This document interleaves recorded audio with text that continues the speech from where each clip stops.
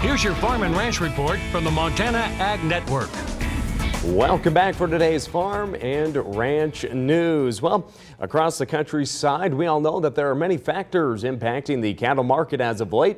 And during the cattle industry summer business meeting in Denver, the U.S. Meat Export Federation shared with us that even with the current trade climate across the globe, U.S. beef exports are remaining steady.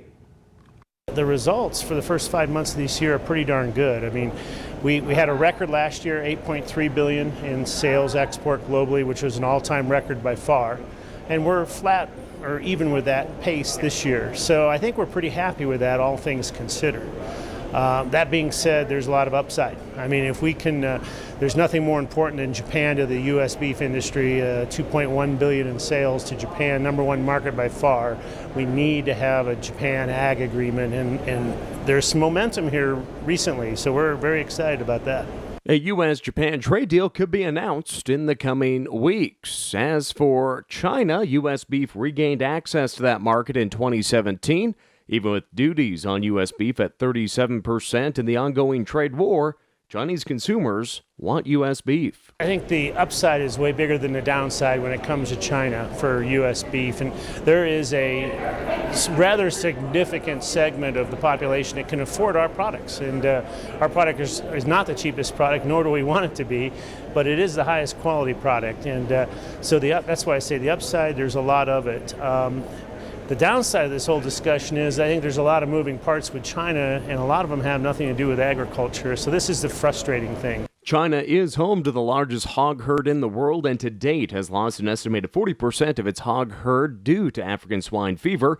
And a new report from Rabobank says China's hog herd could be cut in half by the end of the year, which could create more opportunity for U.S. beef and other proteins. The reality is that we don't know exactly the extent of the problem over there, but we do know there's liquidation going on the pork sector side. Live hogs are short; they're being pulled ahead, at least to some degree. So yes, there will be a shortage, imbalance of supply there. The question is when? Later this year, early next year? I mean, nobody knows for sure. I think in the end, this spells opportunity for everybody. I mean, poultry, pork, and beef. Our numbers would indicate there's not enough production in the world to make up the balance. So, yeah, this is an opportunity for the beef industry for sure. President Trump plans to begin enacting an additional tariff of 10% on the remaining $300 billion of products coming from China to pressure negotiators to reach a trade agreement. Those talks are scheduled for September. Don't go away, well, more after this. Am I ever a lucky tire? My days are always filled with adventure. In the mountains, getting dirty, up early, and home late. I'm a Cooper, so I can get through the most rugged terrain with the peace of mind my owner needs. But if anything ever does happen, I always know Tire-Rama will take care of me. Right now, you can save up to $145 on a new set of qualifying Cooper tires, including the Discoverer AT3, STT Pro, and ST Max. Offer ends August 31st. Visit your neighborhood Tire-Rama or TireRama.com for details. I'm Seema Iyer. Some people say I'm tough. Maybe it's because I was a prosecutor in the Bronx. I may have earned it as a lawyer representing the NYPD.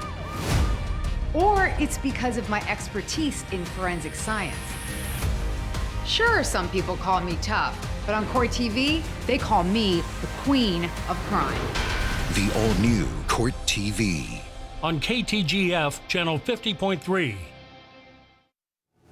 Returning back today, we see that longtime U.S. House Ag Committee member and former chairman of that committee has announced he will not seek re-election. Representative Mike Conaway of Texas calls his time in Congress an honor and privilege that he cannot adequately describe. Conaway told reporters he would be term limited from continuing his leadership as the ranking member of the House Ag Committee, noting little opportunity for leadership positions elsewhere.